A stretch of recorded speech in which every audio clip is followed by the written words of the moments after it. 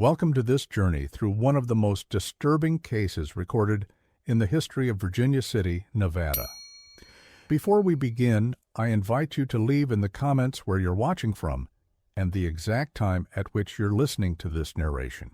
We're interested in knowing which places and what times of day or night these documented accounts reach. In the autumn of 1879, Virginia City stood as a testament to the silver boom that had transformed the barren slopes of Mount Davidson into one of the wealthiest mining communities in the American West. The Comstock lode had drawn thousands to this harsh terrain, where fortunes were made and lost with alarming regularity. But wealth and prosperity often cast long shadows, and beneath the bustle of the saloons and the constant hammering from the mines, darker currents moved through the town's narrow streets. The case began on October 17, 1879, when patrons of the Silver Star Saloon arrived for their evening drinks, only to find the establishment's doors locked and windows darkened. This was unusual, as the Silver Star never closed before midnight, even on Sundays. The saloon, located on C Street just 2 buildings down from the International Hotel, had been operated by Catherine and Elizabeth Blackwood for nearly 3 years. The sisters, aged 29 and 27 respectively, had become fixtures in Virginia City's entertainment district, known for their business acumen as much as their refined demeanor, unusual for women in their profession at that time. According to Sheriff James Kincaid's initial report, filed on October 18th, the sisters had last been seen the previous evening closing the saloon at its regular hour. Multiple witnesses confirmed seeing them lock up and head toward their modest home on B Street, approximately half a mile uphill from the saloon. They never arrived. What made this disappearance particularly disturbing was not just the suddenness, but the complete absence of struggle or disturbance. The saloon remained immaculately organized, the day's earnings still locked in the register. The sisters' home showed no signs of having been occupied that night. Beds remained made, no breakfast dishes were present, and a pot of coffee grounds sat unused beside the stove. It was as if the Blackwood sisters had simply evaporated between the saloon and their home, leaving everything in perfect order behind them. The route between the saloon and the sisters' home was well traveled and well lit with gas lamps.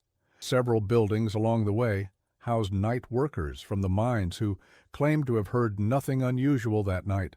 Virginia City never truly slept, with its 3 shifts of miners coming and going at all hours. The silence surrounding the disappearance seemed impossible. Virginia City in 1879 warrants further description to understand the context of the sisters' disappearance. Though past its absolute peak, the city still boasted nearly 15,000 residents crowded onto the steep eastern slope of Mount Davidson.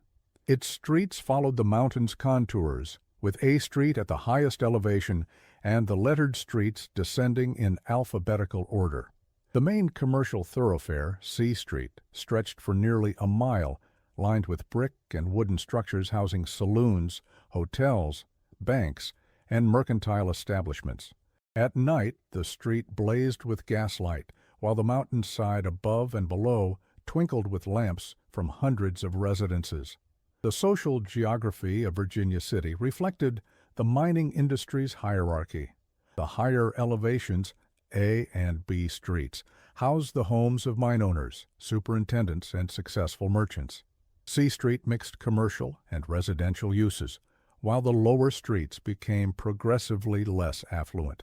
At the bottom of the slope lay quarters for Chinese laborers and establishments catering to miners of the lowest status. This vertical stratification mirrored the power dynamics that governed the town, with wealth and influence concentrated at the literal top of the social heap. The Blackwood sisters occupied an unusual position in this social landscape.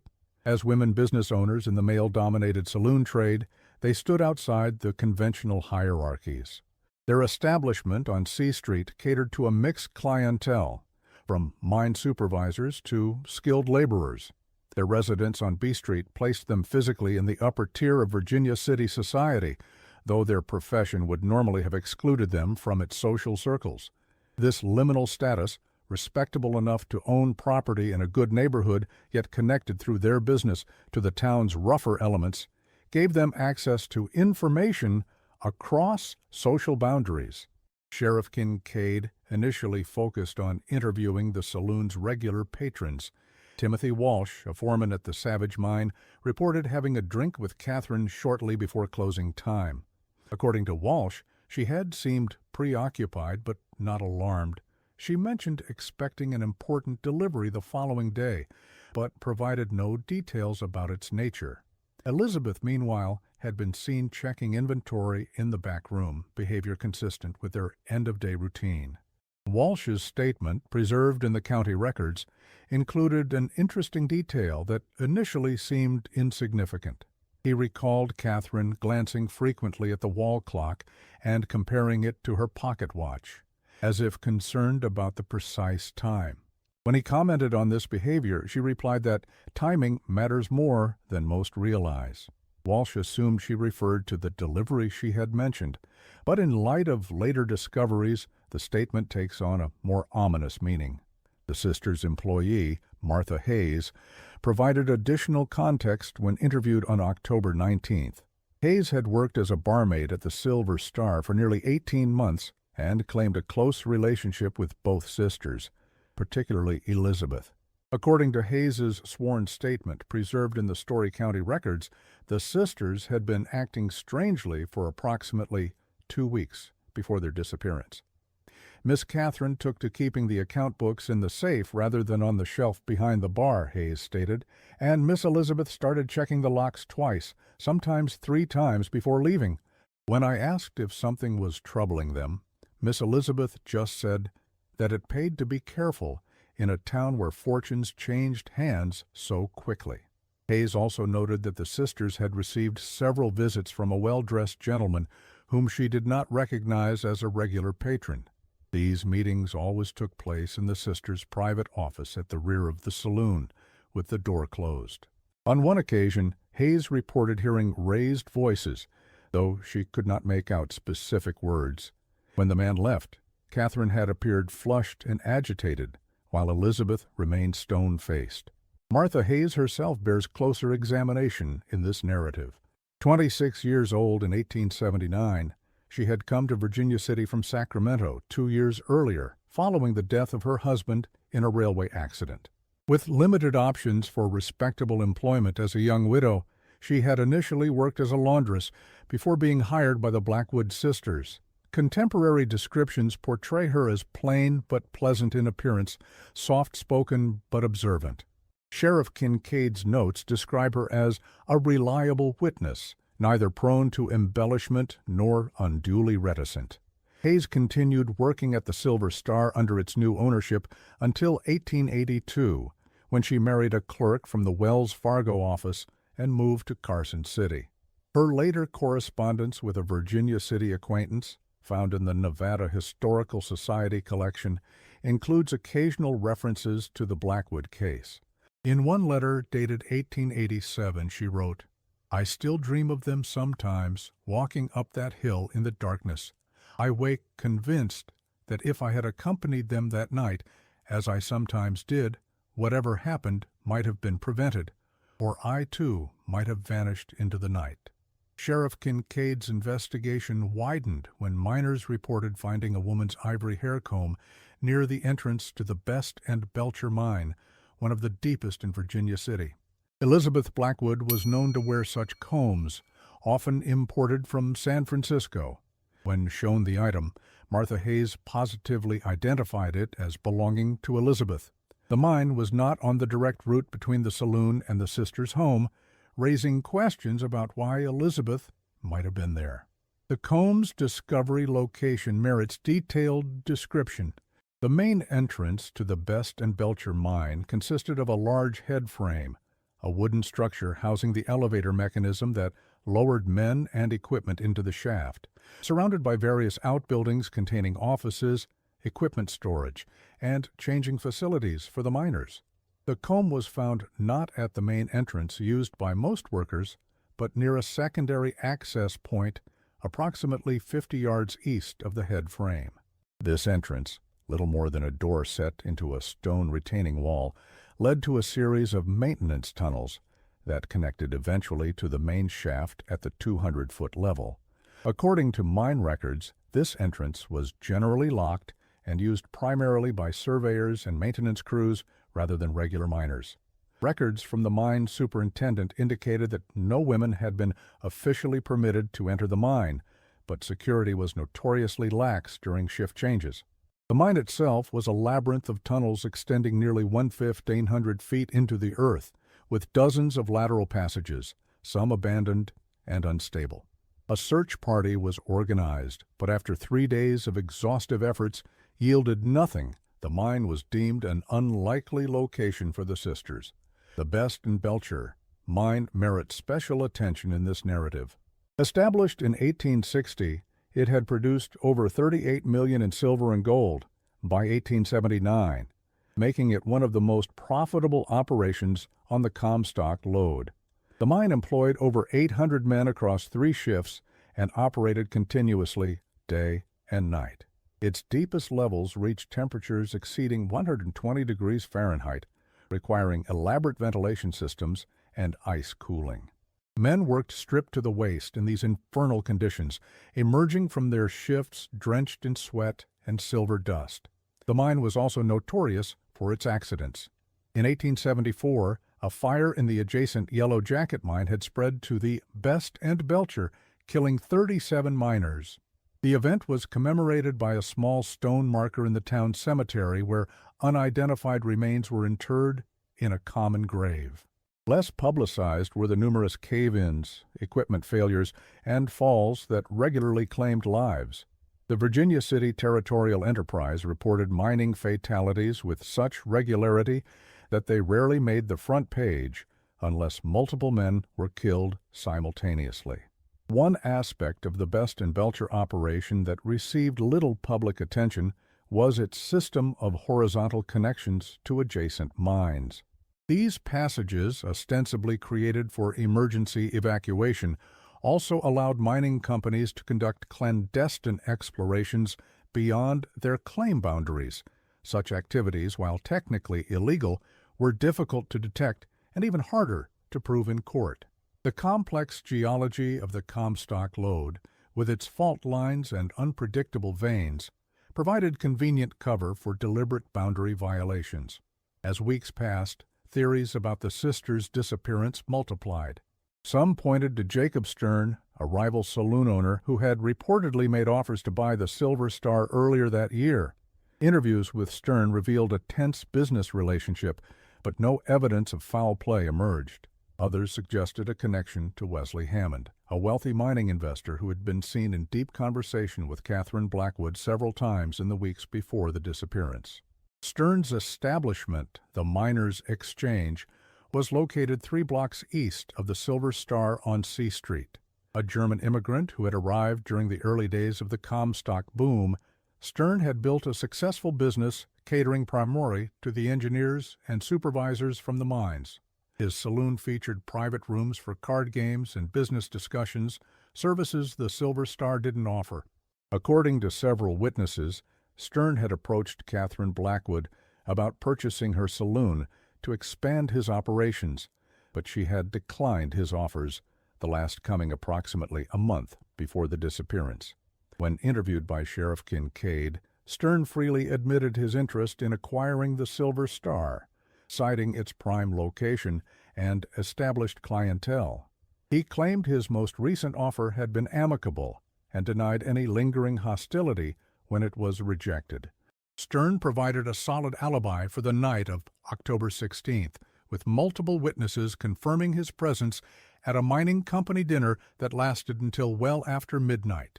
No evidence ever emerged connecting him directly to the disappearance, though rumors persisted that he had hired others to intimidate the sisters into selling. Hammond's background deserves elaboration.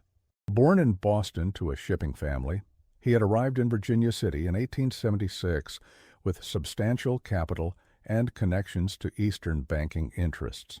Unlike many investors who managed their Nevada holdings from San Francisco's comfort, Hammond maintained a residence in Virginia City, a spacious home on A Street with views overlooking the mining operations. He was known for his meticulous record-keeping and hands-on approach to his investments, frequently descending into the mines to inspect operations personally, unusual behavior for a man of his social standing. Physical descriptions of Hammond noted his imposing height, over 6 feet, and a pronounced limp resulting from a childhood riding accident. Despite this impediment, he regularly traversed Virginia City's steep streets and even navigated the mine's narrow passages. Unmarried at 45, Hammond maintained a small staff at his residence and was known to entertain business associates privately rather than at the town's restaurants or clubs. Hammond's household staff consisted of a cook, a housekeeper, and a manservant, who also served as his driver and assistant. This last individual, Thomas Parker, became a person of interest in Sheriff Kincaid's investigation. Parker, a taciturn Englishman, approximately 30 years old, had accompanied Hammond from Boston and was known for his unwavering loyalty to his employer. According to town gossip, Parker occasionally performed special errands for Hammond that extended beyond normal household duties, though the nature of these tasks remained speculative. When interviewed, Parker confirmed that Hammond had met with Catherine Blackwood several times, but insisted these meetings concerned potential investment in the saloon's expansion. He stated that Hammond had been at home the entire night of October 16th, suffering from a migraine headache that frequently afflicted him. As the only witness to Hammond's whereabouts that evening, Parker's testimony could not be independently verified, a fact Sheriff Kincaid noted in his report.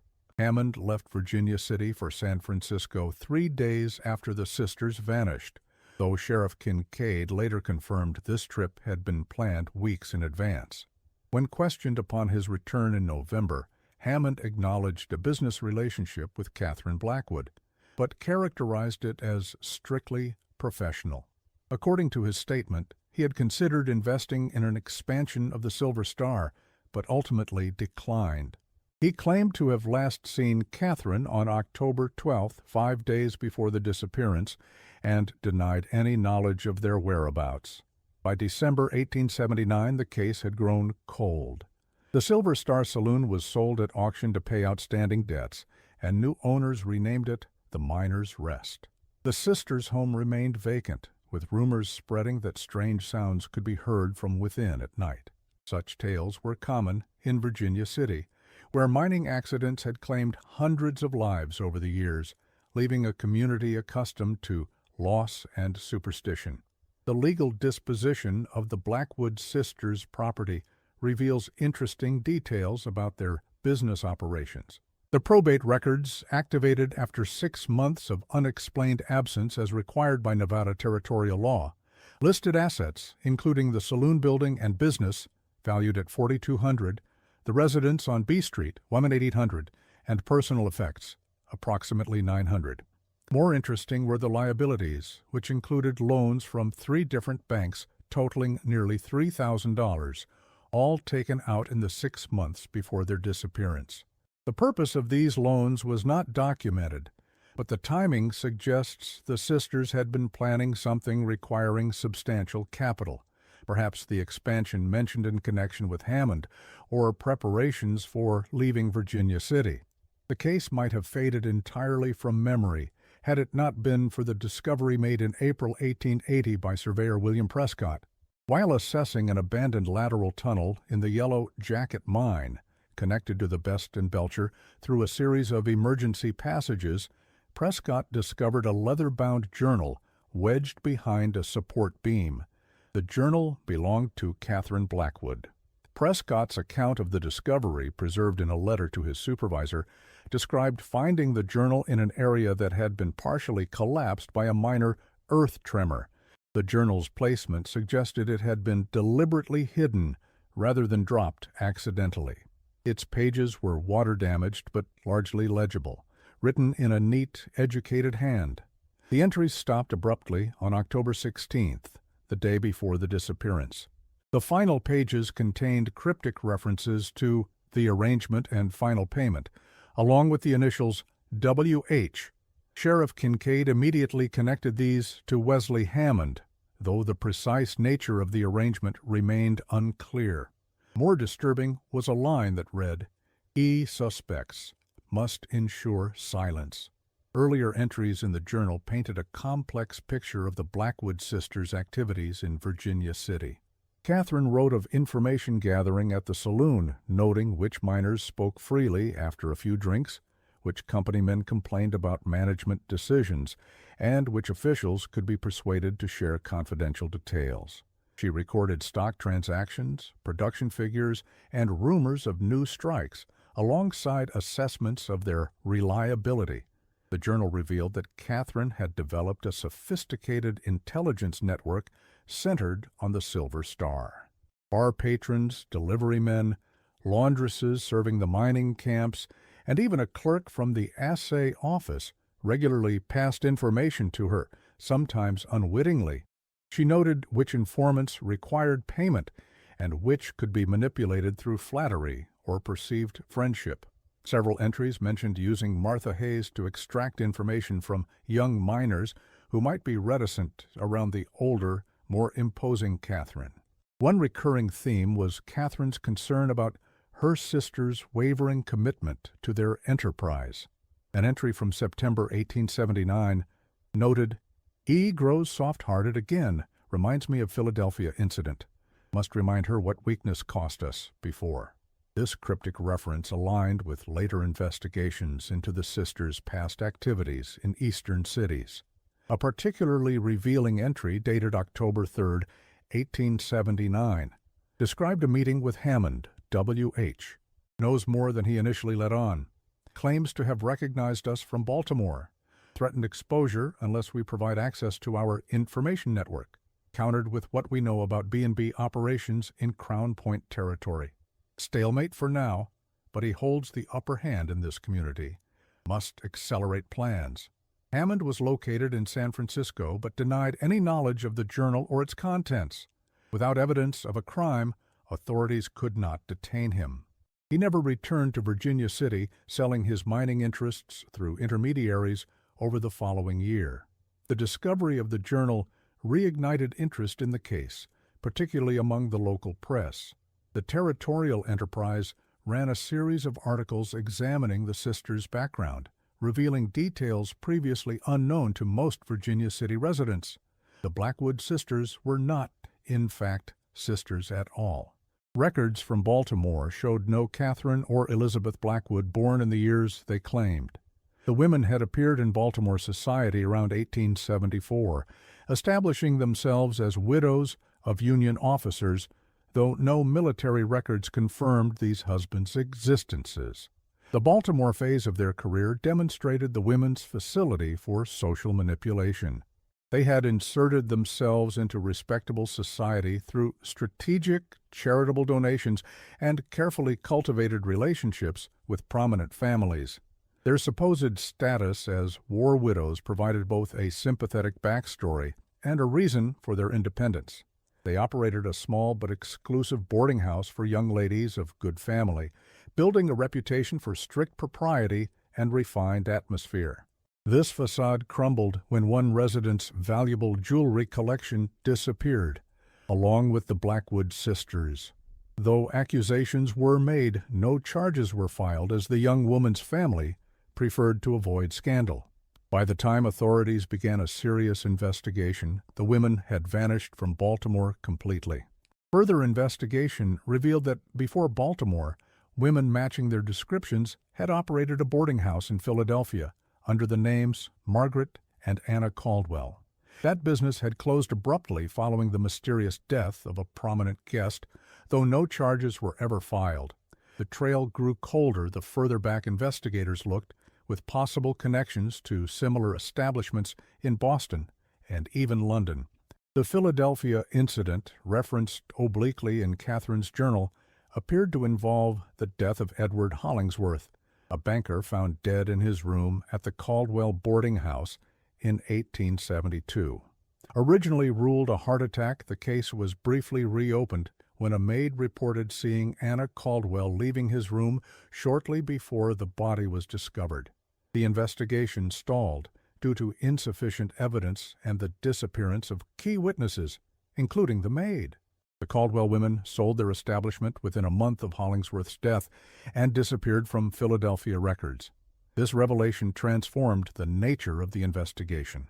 Were the Blackwood sisters confidence women who had finally encountered someone who recognized their pattern? Or had they themselves been victims of something more sinister connected to their past? The question of their true identities remained unanswered. In November 1880, a freight handler at the Virginia and Truckee Railroad Station came forward with information he had previously withheld. He claimed to have seen two women resembling the Blackwood sisters boarding the midnight train to Reno on October 17, 1879. They were accompanied by a man whose face he couldn't clearly see, but who walked with a pronounced limp. The handler hadn't reported this sighting initially because he wasn't entirely certain of the women's identities in the dim light of the station, and because he'd been paid to load trunks onto the train without recording them in the manifest, a common but illegal practice. The handler, Thomas Greeley, provided additional details when pressed by Sheriff Kincaid. The women had arrived separately at the station, the first appearing nearly an hour before the train's departure, the second arriving just minutes before boarding. They had not acknowledged each other in his presence. The man with the limp had handled all communications with Greeley, paying him $5 in gold to assist with the luggage and maintain discretion. The trunks themselves were unremarkable, except for their weight, which Greeley described as unusually heavy for ladies' belongings. Greeley's belated testimony raised several questions. If both sisters had boarded the train, why was Catherine's journal found in the mine? If the man with the limp was Hammond, why did he return to Virginia City rather than continuing with the women? And perhaps most troubling, what accounted for the unusual weight of the trunks? These questions pointed toward more sinister possibilities than a simple disappearance. Sheriff Kincaid tracked the train to Reno and then to Sacramento, but the trail vanished there. If the women on the train were indeed the Blackwood sisters, they had successfully disappeared into the growing populations of California's cities. If they weren't, the question of what happened between the saloon and the sisters' home remained as puzzling as ever. The case took another turn in spring 1881 when portions of an abandoned mine shaft collapsed during heavy rains, exposing a previously sealed lateral tunnel in the Best and Belcher mine. Mining engineer Thomas Reynolds, inspecting the collapse, discovered a woman's boot with remains of a foot still inside. The leather was decomposed but of high quality, with a distinctive French heel that Martha Hayes identified as matching those worn by Catherine Blackwood. The location of this grim discovery adds significant context to the case. The tunnel where the boot was found lay approximately 600 feet below the surface in a section of the mine that, according to official maps, had been abandoned due to low ore content in early 1879. However, the tunnel showed signs of more recent activity, fresh tool marks on the walls, newer support timbers than would be expected in a truly abandoned passage, and evidence of blasting not recorded in any mine operations log. A subsequent search of the newly exposed tunnel revealed scattered personal effects, a tortoise-shell hairbrush, remnants of a silk dress, and a silver locket containing a miniature photograph of Elizabeth Blackwood. No complete remains were found, leading to speculation that the sisters had met with an accident in the mine, or perhaps had been deliberately interred there. The tunnel showed signs of having been intentionally sealed with boards and rocks, unusual for a mining operation, which typically used more substantial barriers for abandoned sections. Reynolds's official report, filed with both the mining company and the sheriff's office, noted several disturbing details. The tunnel where the items were found did not appear on any official mine maps. Its construction was crude compared to the main passages, suggesting it had been created hastily and without proper engineering oversight. Most significantly, the tunnel appeared to angle toward the adjacent Crown Point mine claim, crossing the legal boundary between properties, a clear case of claim jumping, punishable by significant fines or imprisonment. The report also detailed evidence of a cave-in approximately 30 feet beyond where the boot was discovered. This collapse appeared to have been partially cleared and then deliberately reinforced, rather than simply sealed off, as was standard practice for unstable areas. Reynolds noted this as highly irregular procedure, suggesting concealment rather than safety was the primary concern. The discovery prompted Sheriff Kincaid to re-examine Wesley Hammond's mining interests. Records showed that Hammond had acquired rights to that particular section of the Best and Belcher mine just 2 weeks before the sisters' disappearance. More significantly, he had sold those rights to the mine's management company 1 week after the women vanished, at a considerable loss. When questioned about this transaction, Hammond claimed it was part of a larger portfolio restructuring and refused to elaborate further. Sheriff Kincaid attempted to obtain a warrant to search Hammond's San Francisco residence based on this new evidence, but the request was denied by the California authorities, who deemed the connection too tenuous for such an invasive measure. Hammond, now firmly established in San Francisco business circles and connected to several influential California politicians, appeared beyond the reach of Virginia City's law enforcement.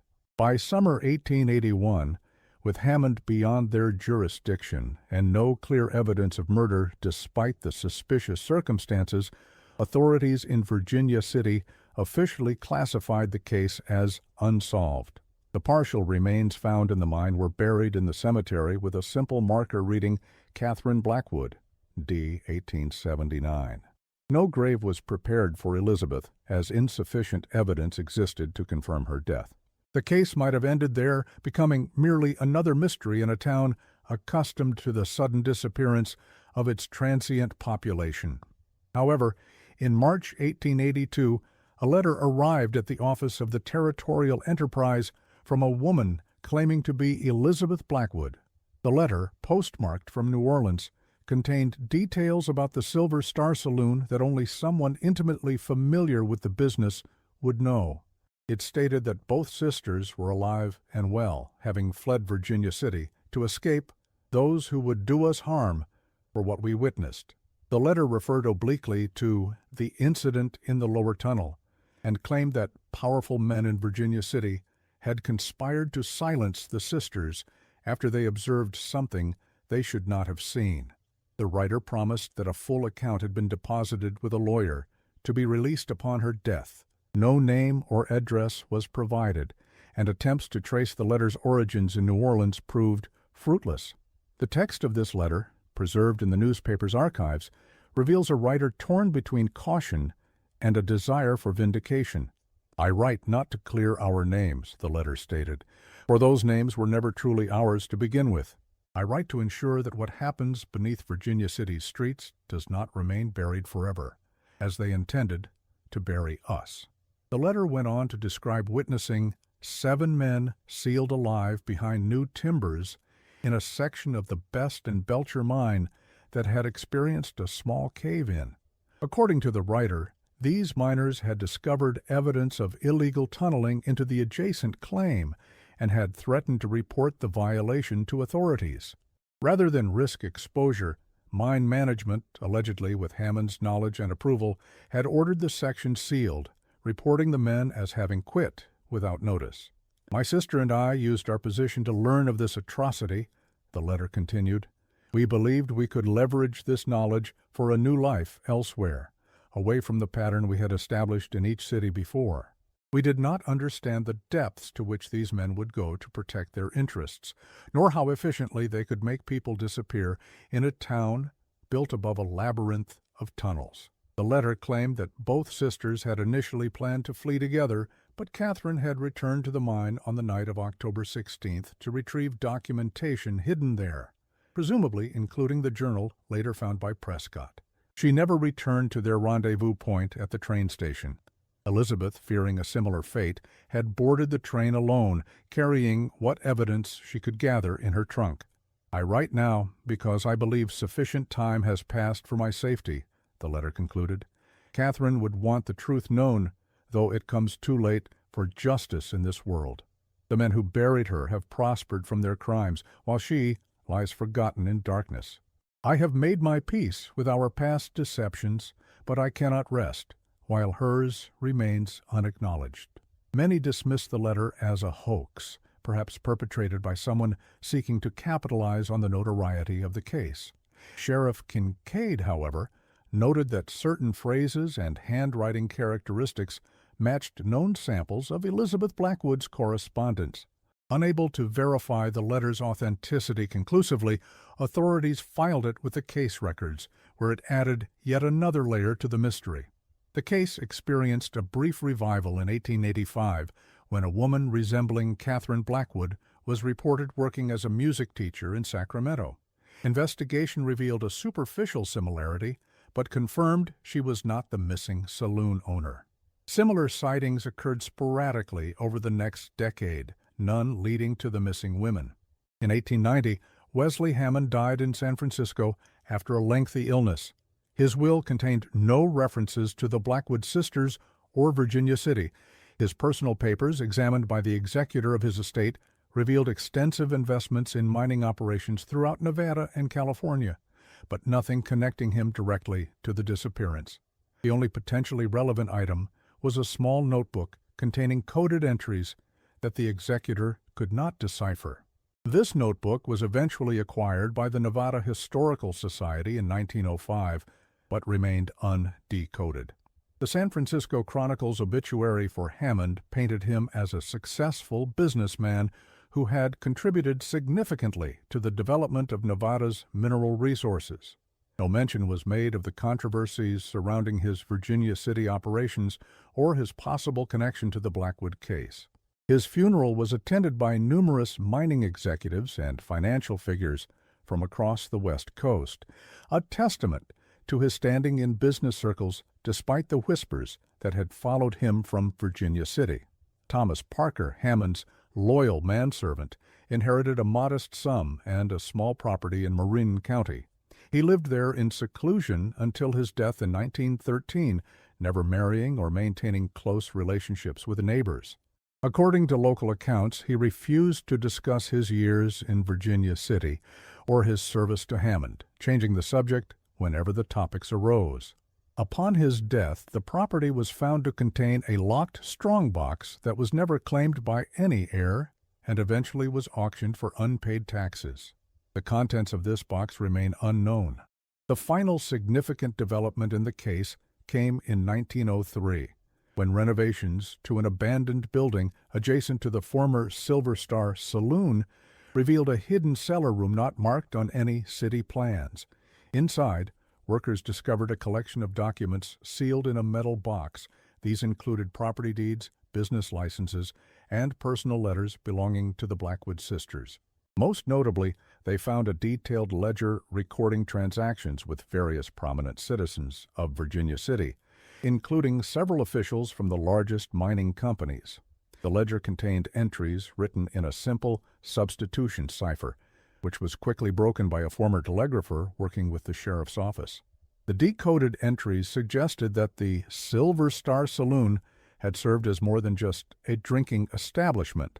The sisters appeared to have been gathering information on mining operations, stock transactions, and personal indiscretions, possibly for blackmail purposes. Several entries specifically mentioned the B&B Lower Project and included substantial payments from W. Hammond throughout 1879. The final entry, dated October 15th, noted, "Witnessed removal operation at midnight. W.H. claims final payment will be delivered tomorrow. Preparations complete for departure." The construction superintendent who discovered the hidden room, James Wilson, provided a detailed description in his statement to local authorities. The room measured approximately 8 feet by 10 feet, with walls of fitted stone rather than the rough masonry typical of Virginia City's cellars.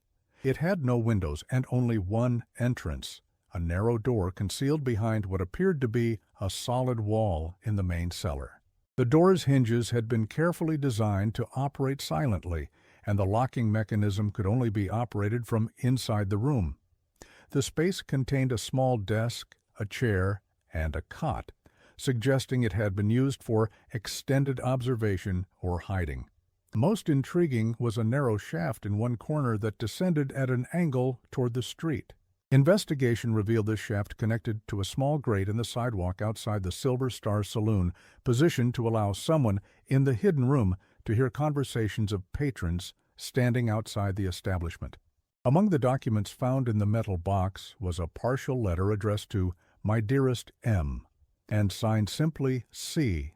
The content suggested it was written by Catherine to someone from her past, possibly a relative or lover, and contained this revealing passage: "Our enterprise here has proven more profitable than anticipated, though not without risks. E believes we should be content with what we have amassed and retire to a quiet life elsewhere." Perhaps she is right. I find myself weary of constant reinvention, of watching every word and gesture, lest we betray ourselves. Yet the game itself still holds allure for me: the careful manipulation, the gradual accumulation of others' secrets, the power that comes with knowing what powerful men wish hidden. This discovery suggested a new theory. The Blackwood sisters had been involved in corporate espionage or blackmail related to the mines, possibly discovering illegal activities in the lower levels of the Best and Belcher mine. They may have planned their own disappearance after receiving a final payment, only for something to go wrong. The boot and personal items found in the mine could indicate that at least one sister met with foul play, while the New Orleans letter suggested the other escaped. By 1910, all principal figures connected to the case had died. The mines that once made Virginia City prosperous were largely exhausted, and the town's population had dwindled to less than a tenth of its 1870s peak. The mystery of the Blackwood sisters became part of local folklore, with embellished versions appearing in tourist pamphlets as Virginia City reinvented itself as a historical destination. In 1952, historian Margaret Collins examined the case while researching women business owners of the Comstock era. Her work uncovered birth records from Pittsburgh, showing that two sisters, Margaret and Eleanor Patterson, born in 1850 and 1852, had physical descriptions matching the Blackwood women. These sisters had disappeared from Pittsburgh records around 1872, roughly when the Caldwell women appeared in Philadelphia. Collins hypothesized that the Blackwood-Caldwell-Patterson women had created multiple identities while moving westward, possibly fleeing from something in their past. The Patterson family history provided intriguing context for the sisters' later activities. Their father, Harold Patterson, had been a successful attorney representing several coal mining companies. His death in 1868 had left his daughters in reduced circumstances, as much of his estate went to pay debts that had accumulated during his final illness. Both young women had received excellent educations, unusual for the time, including instruction in accounting, literature, and music. These skills would later serve them well in their various enterprises. Collins's research included interviews with elderly Virginia City residents who still remembered the case. One such resident, Frank Miller, had been a young miner in 1879. His recollections, though clouded by time, included an interesting detail. After the sisters' disappearance, certain tunnels in the Best and Belcher mine were declared off-limits to regular workers, with access restricted to a select group of supervisors and specialists. This unusual restriction had lasted nearly 6 months, during which rumors circulated about unauthorized tunneling operations being hastily filled in and reinforced. Another elderly resident, Sarah Jenkins, had worked as a housekeeper for several mining executives during that period. She recalled overhearing conversations about the Blackwood situation being contained and the evidence secured. When she inquired about these comments to her employer, she was sharply reprimanded and threatened with dismissal. Within a week, she had been reassigned to a different household with no explanation. Collins also located Hammond's coded notebook, still in the Nevada Historical Society's collection. Working with a cryptographer from the University of Nevada, she determined it contained records of illegal mining activities, including unauthorized tunnels constructed to access silver deposits belonging to competing claims. Such claim jumping was technically theft, but difficult to prove, and not uncommon during the Comstock era. The notebook contained a reference to silencing the bee women in October 1879, along with a notation for a $5,000 payment. The decoding of Hammond's notebook represented a significant breakthrough in understanding the case. The cryptographer, Professor Alan Whitman, had initially believed the code unbreakable, as it employed both substitution and transposition elements. The key came from examining Hammond's personal library, which had been donated to the University of California. Among his books was a well-worn copy of Poe's The Gold Bug, with certain passages underlined, passages describing a substitution cipher remarkably similar to the one Hammond had used. The decoded entries painted a disturbing picture of systematic theft and corruption. Hammond had not merely invested in legitimate mining operations. He had orchestrated a sophisticated network of illegal tunneling operations designed to access rich veins of ore that lay beyond the legal boundaries of his claims. These operations required the cooperation of surveyors, engineers, and mine supervisors, all of whom received payments recorded meticulously in the notebook. The entry regarding the bee women appeared on October 17, 1879, the day of the disappearance. It read in full, "Payment to TP for silencing the bee women, 5,000 gold. Essential expense given their knowledge of Crown Point operation, secondary removal completed." The initials TP likely referred to Thomas Parker, Hammond's manservant, suggesting he played a more direct role in the disappearance than previously suspected. The most compelling theory to emerge from Collins's research was that the Blackwood sisters had discovered Hammond's illegal mining operation, possibly while gathering information for their blackmail activities. They may have attempted to extort him, not realizing the extent of his operations or his connections to other powerful figures in Virginia City. Hammond might have arranged their disappearance, with one sister killed in the mine while the other escaped, or was permitted to flee in exchange for her silence. Collins published her findings in a small academic journal in 1954, but her work attracted little attention outside scholarly circles. The case was too old, the evidence too circumstantial, and public interest in Virginia City's history focused more on its colorful characters than its darker mysteries. In 1968, during structural reinforcement of the few remaining original buildings on C Street, workers discovered a sealed wall cavity containing a woman's leather traveling case. Inside was a journal with the name Elizabeth Blackwood inscribed on the first page. The journal contained entries dated from November 1879 through February 1880, written while the author was traveling through California to New Orleans. The construction foreman, Robert Daniels, described finding the traveling case wedged into a narrow space between two walls that had been added during different construction periods.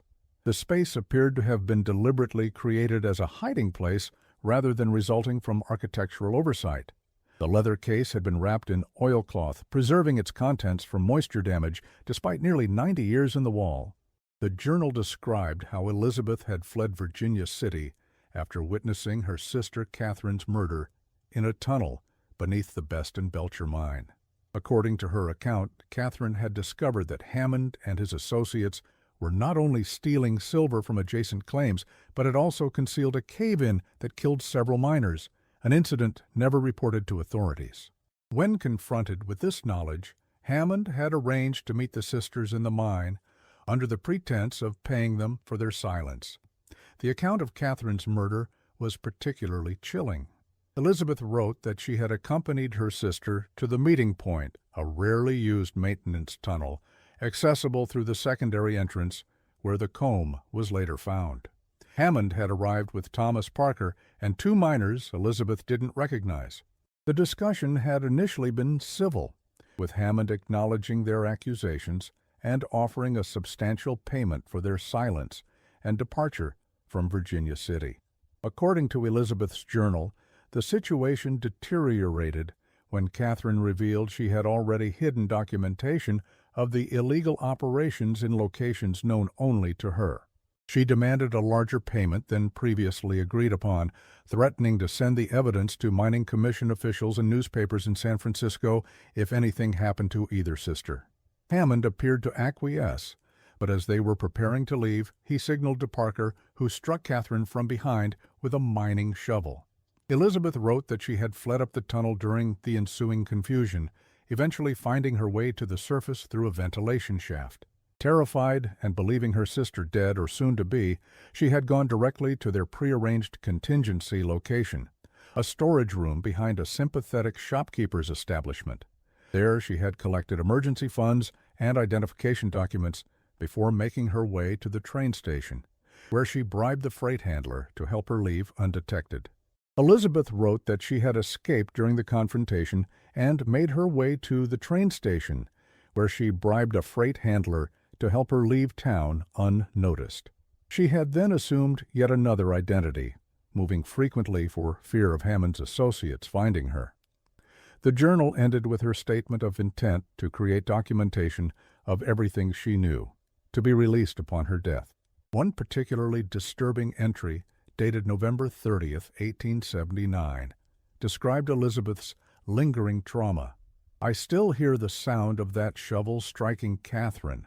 I still see her crumple to the ground as Hammond stood over her, his face as emotionless as if he were inspecting a faulty support beam. The other men whose names appear in the ledger, men who sit on company boards and in judges' chambers, they simply watched, then nodded when Hammond ordered the tunnel sealed. They left her there in the dark, like so many others before her." Another entry suggested that Elizabeth believed she was being followed even after reaching New Orleans. "Today I saw a man watching the house from across the street. He stood there for hours, leaning on a cane, his hat pulled low. When I sent the housekeeper to inquire about his business, he was gone before she reached the corner. I am changing lodgings again tomorrow. The documentation is now with J.L., to be held until my natural death, or until news reaches him of my unnatural one." The journal included reflections on the sisters' life of deception and reinvention. Elizabeth expressed both pride in their ability to survive and profit in a male-dominated world, and regret for the methods they had employed. "We became what circumstances required," she wrote, "first for survival, then for advancement, finally for the intoxication of power itself. Each new identity allowed us to shed the constraints of the last, yet the pattern remained the same: gaining trust, extracting secrets, leveraging advantage. Perhaps this is why Catherine could not simply take the payment and leave. The game had become too essential to her nature."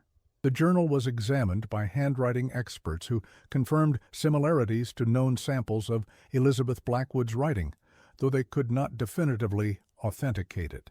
The Nevada State Archives accepted the journal into its collection, where it remains today, cataloged as Purported Journal of Elizabeth Blackwood, Provenance Unconfirmed.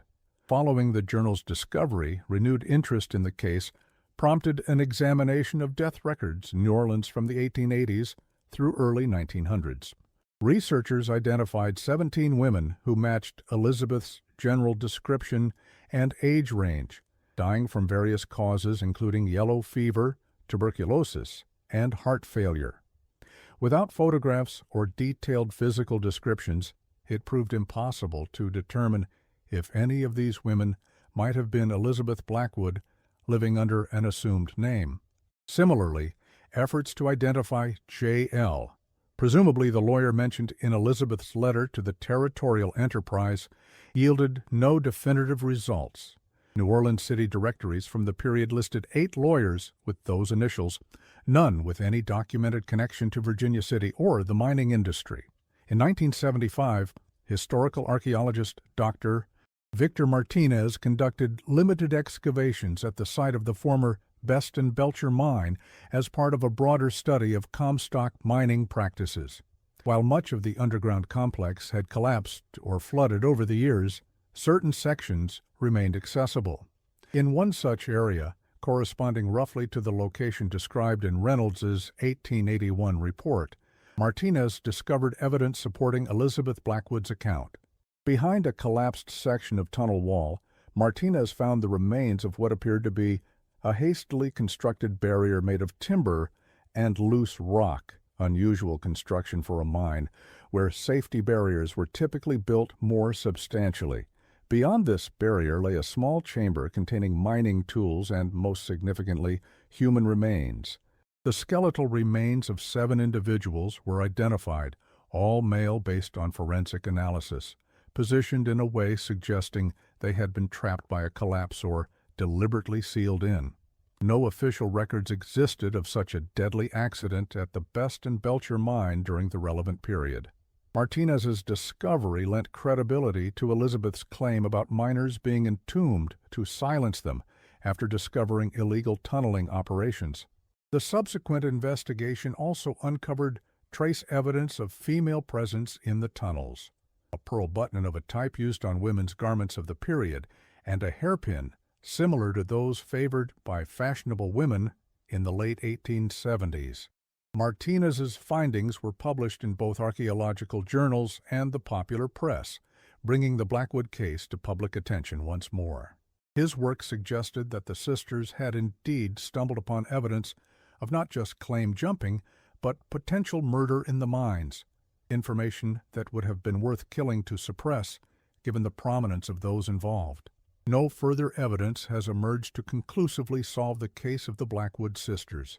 Like many mysteries from the mining boom era, the truth likely lies buried in collapsed tunnels or lost among the thousands of people who passed through Virginia City during its heyday, taking their secrets with them. What remains is a story that typifies the dark undercurrents of the seemingly prosperous mining town. 2 women who created new identities for themselves, established a successful business in a male-dominated environment, and then vanished into the night, either victims of their own schemes or of the powerful interests that controlled Virginia City beneath its chaotic surface. The Silver Star Saloon's location is now occupied by a tourist shop selling reproductions of mining artifacts. Few visitors realize they stand on the site where the Blackwood sisters once served drinks to miners fresh from the tunnels below. Fewer still know about the hidden room where the sisters recorded the secrets of Virginia City's most influential citizens, or about the sealed mine passage where a woman's boot was found alongside the remnants of a life cut short. Tour guides in today's Virginia City occasionally mention the Blackwood case as part of their ghost stories repertoire, though the version they tell bears little resemblance to the documented facts. In these tourist-friendly narratives, the sisters are portrayed as innocent victims or lovelorn women, their complex history of reinvention and possible blackmail activities conveniently omitted. The real Catherine and Elizabeth, or whatever their true names might have been, were neither purely victims nor villains, but women navigating a dangerous world with the tools available to them. A photograph preserved in the Nevada Historical Society shows the Silver Star Saloon circa 1878. It depicts a 2-story wooden structure with a false front, typical of Western boomtown architecture. Standing in the doorway are 2 women in dark dresses with high collars, their faces partially shadowed by the overhang. They stand straight-backed and unsmiling, gazing directly at the camera with an intensity that seems to transcend the century-and-a-half separating us from them. These are the only confirmed images of the Blackwood sisters, women who understood the power of information in a town built on secrets. In 1982, film historian Rebecca Winters uncovered a connection between the Blackwood case and early cinema while researching the origins of Western narratives in film. A 1915 silent film titled Sisters of Fortune featured a plot remarkably similar to the Blackwood disappearance, though set in a fictional Colorado mining town. The screenplay was attributed to Eleanor Wilson, about whom little was known, except that she had lived in New Orleans before moving to California around 1910. Winters theorized that Wilson might have been Elizabeth Blackwood herself, using yet another alias to tell a version of her story through the new medium of film. The film itself has been lost, with only production stills and a synopsis in a trade publication surviving. The story centered on two women operating a saloon who discover evidence of murder and theft in the local mine. One sister is killed, while the other escapes to build a new life elsewhere, carrying the burden of her knowledge. While such parallel themes could be coincidental, several specific details, including a hidden room beneath the saloon and a distinctive ivory hair comb as a plot device, suggest direct knowledge of the Virginia City case beyond what was publicly known at the time. Today, Virginia City stands as a carefully preserved monument to America's mining past, its wooden sidewalks and restored saloons drawing tourists who want to experience a sanitized version of the Wild West. The true stories of claim jumping, of corporate sabotage, of women who reinvented themselves repeatedly in search of security or profit remain largely untold. The Blackwood sisters, whatever their true names might have been, represent those who navigated this dangerous world and sometimes disappeared within it, leaving behind only fragments for future generations to piece together. As for Elizabeth Blackwood, if the journal is to be believed, she lived out her days in New Orleans under yet another name, always looking over her shoulder, always listening for footsteps that matched the distinctive limp of Wesley Hammond. Whether she ever felt safe enough to release her full account of what happened in Virginia City remains unknown. The lawyer mentioned in her letter to the Territorial Enterprise was never identified, and no such documentation has ever surfaced. Perhaps somewhere in a forgotten archive or an attic in New Orleans, the final confession of Elizabeth Blackwood still waits to be discovered.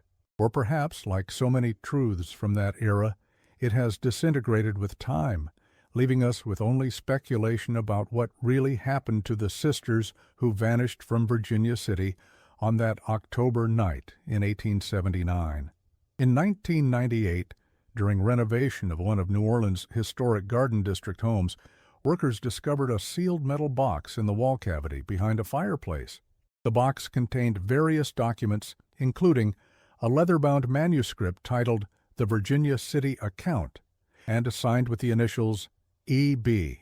Before historians could properly examine these materials, the box and its contents disappeared from the construction site.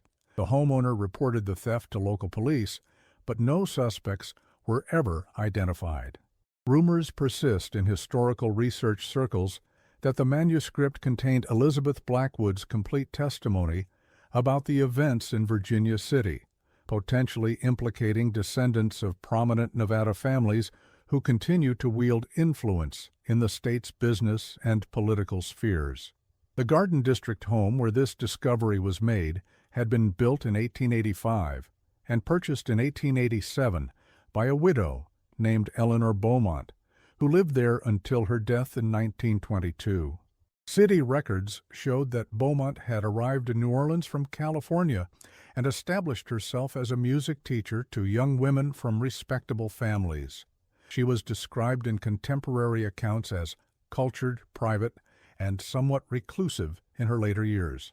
While no definitive connection has been established between Eleanor Beaumont and Elizabeth Blackwood, the timing of her arrival in New Orleans and her background align with what is known of Elizabeth's movements after leaving Virginia City. Whether such rumors have any basis in fact remains impossible to determine. Like so much surrounding the Blackwood case, the story of the New Orleans manuscript walks the line between documented history and urban legend, between fact and the human tendency to create narrative where only fragments exist. The residents of Virginia City today occasionally report seeing two women in period dress walking up B Street in the early evening hours, always turning toward the mines before reaching their destination. Such stories are good for tourism and dismissed by most as the typical ghost tales that cling to historic towns across America. But for those who have studied the case of the Blackwood sisters, these sightings raise uncomfortable questions about unfinished business and justice long delayed. The cold case of the Saloon sisters remains officially unsolved, one of many mysteries buried beneath the weathered buildings of what was once the richest city in America.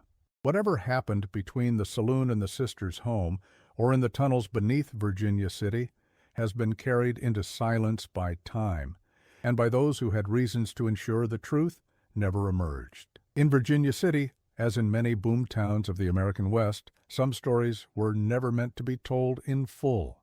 And as you walk the wooden sidewalks of C Street today, passing the former location of the Silver Star Saloon, you might notice how the boards still creak underfoot, as if whispering fragments of conversations long forgotten. Listen carefully, and perhaps you'll hear what the Blackwood sisters heard, the secrets that made them valuable, the secrets that made them dangerous, the secrets that ultimately made them disappear.